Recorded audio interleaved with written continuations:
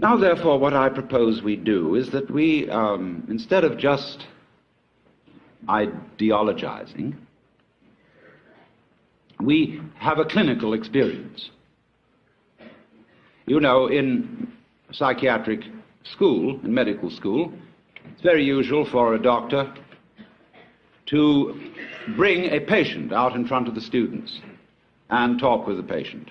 As a kind of demonstration, he says, I want you to recognize the difference between a psychopath and a manic depressive or a schizophrenic or something. They don't know what all these things mean.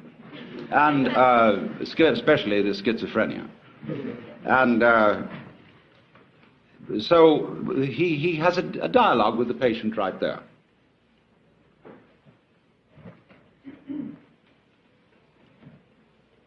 So let us suppose that I'm the patient, and you are the students and the doctors. And I suffer from what you would call the delusion that I'm God. And therefore, you might want to do something about me, or with me, or humor me, or ask me questions. And so I'm perfectly willing to submit to your examination and your treatment, and invite you to help yourselves. When did you become God? Now. Will you marry me? No.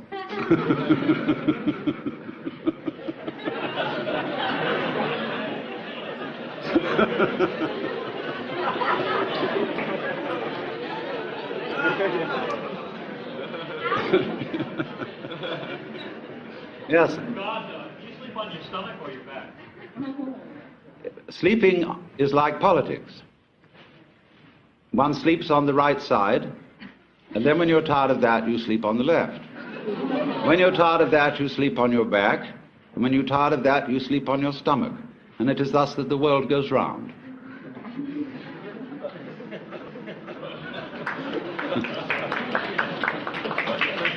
If you were God now, what were you yesterday?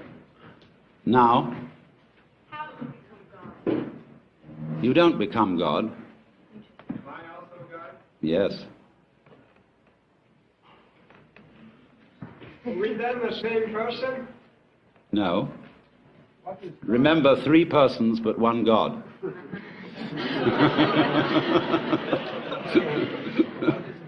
could you tell us a little about Satan?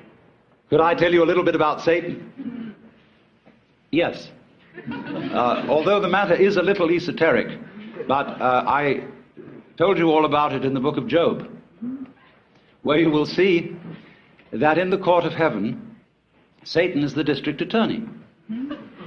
He is not, as Christians imagine, the enemy of heaven and the enemy of mankind. He's merely the person who sees the bad side of things and carries out the dirty work.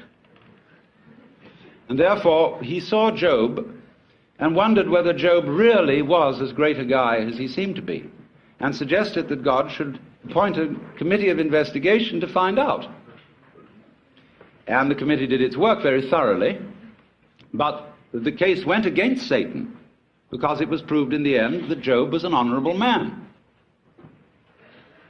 Now, you notice that although we pay the salary of the district attorney, whenever there's a great criminal case before the public eye, people begin to take the side of the underdog. And the prosecutor always has less public sympathy than the defense, except in political trials. On the right hand of God, and you know the defense is always on the right hand of the judge in court, is our only mediator and advocate, which is the phrase referring to Jesus Christ our Lord. So there is the defense and there is the prosecution. And it is the function of Satan to be the prosecutor. There is a good deal more to it than that, because before all this started, as in a stage play, there was an arrangement in the green room before coming on stage in which certain things were understood, but that are only to be revealed when the curtain goes down at the end of the play. Is Job God too? Yes, but he doesn't know it. God, why do you hide from the hiding so many? Why do you hide? It's for the same reason you're hiding.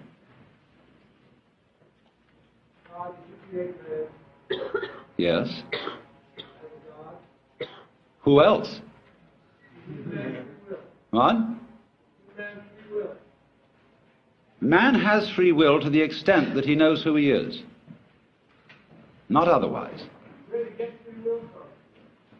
Where I got it from. Yes. To the extent that she knows who she is, yes.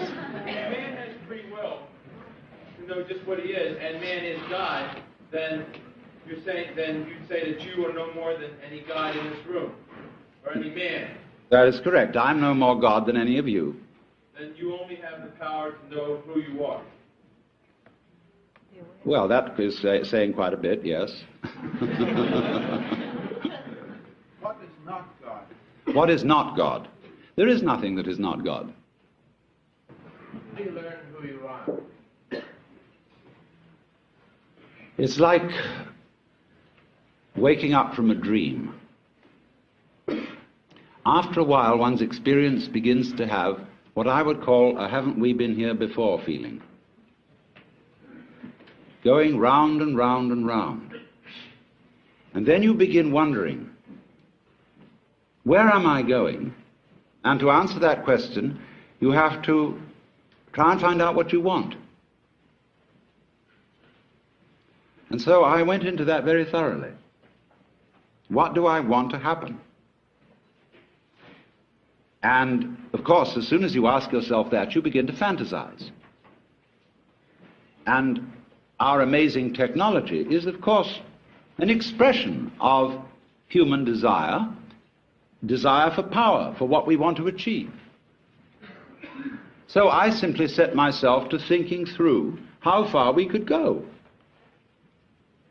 And so I soon found myself at a great push-button place, where I had a fantastic mechanism with buttons available for every conceivable thing I could wish. So I spent quite a bit of time playing with those.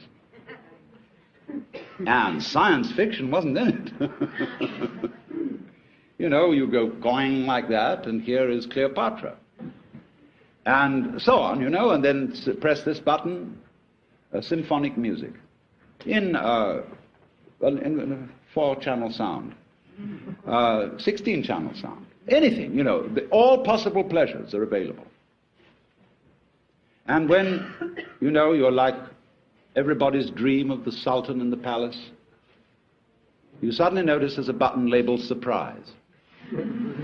You push that, and here we are. Is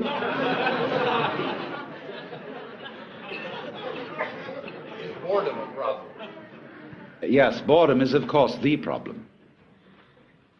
Boredom is the other side of creativity. And the energy of creation has as that is the yang, the yin side of that energy is called boredom. Everything, of course, is fundamentally yang and yin. If you understand that, you really don't need to understand anything else. As God, what responsibility do you feel to ameliorate evil in the world? As God, what responsibility do I feel to ameliorate evil in the world? I begin with the point that I am responsible for the way the world is.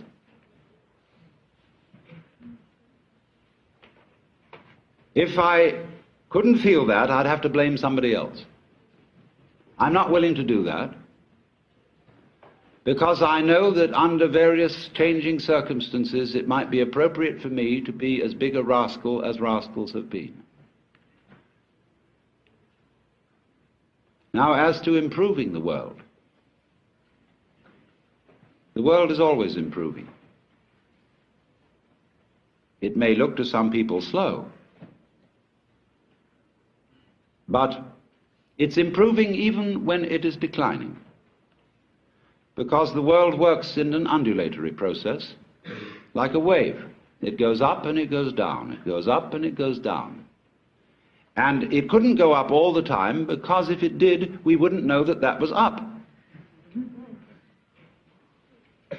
So it goes down some of the time so that we can know when it goes up, because if we didn't know when it went up, it would be like being in a space where everything was light.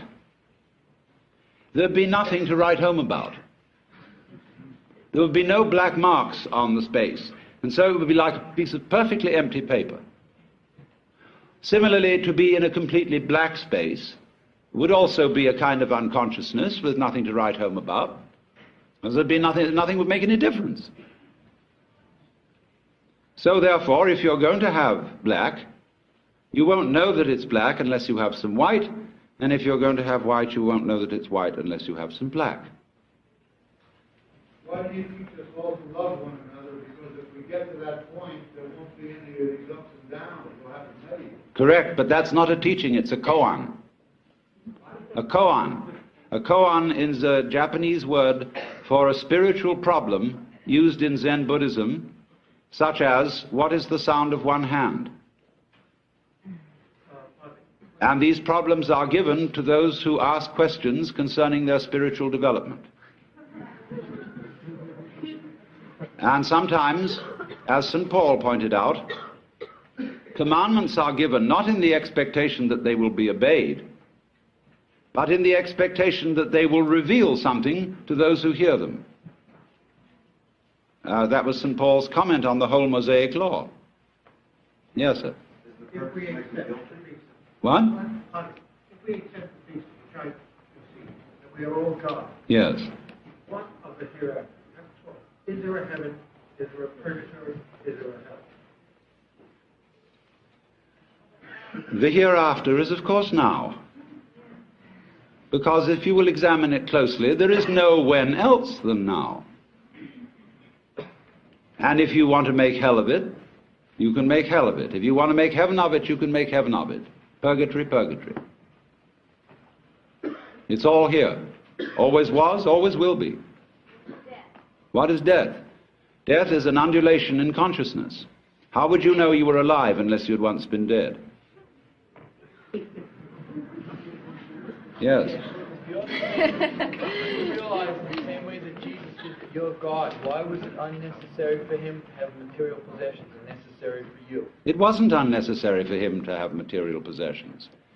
They said of St. John the Baptist that he was an ascetic, but of Jesus, this man consorts with gluttoners and wine-bibbers and comes eating and drinking. And when the lady Mary poured precious ointment on his feet and anointed him, they said the same thing that the members of the vestry say to the minister today. Why this great expense? Couldn't it all have been sold for much money and given to the poor?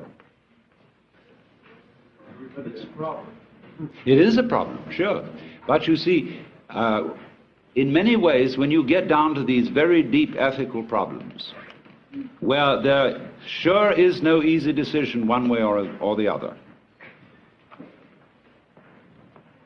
you must look at the problem from the point of view of an artist.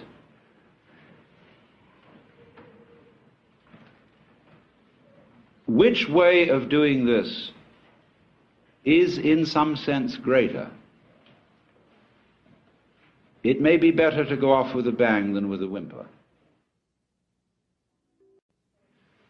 Let me see. Are Yeah. you God all the time?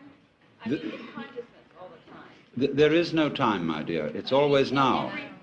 During every event in space-time. At every precise moment in Oh, well, consciousness, are you yes, if you put it consciously that God? way, of course. You are consciously God as an experiencing unit on this plane of... Wait a moment, consciously, not necessarily, because that would spoil the fun. That's what I'm asking. If you press button surprise, you've pressed a button so that you forget who you are. Right, so that you don't always know all the answers to a given problem. Yes, that's perfectly true. This is called, in the Bible, kenosis. In St. Paul's epistle to the Philippians, he says, "Let this mind be in you, which was also in Christ Jesus, who, being in the form of God, thought not equality with God a thing to be grasped, but humbled himself, and made himself of no reputation, and was found in fashion as a man, and became obedient to death." And so you get from this the kenotic theory of creation, held by some of the Greek fathers, that the creation of the universe is the self-emptying or self-forgetting of the Godhead. Yes.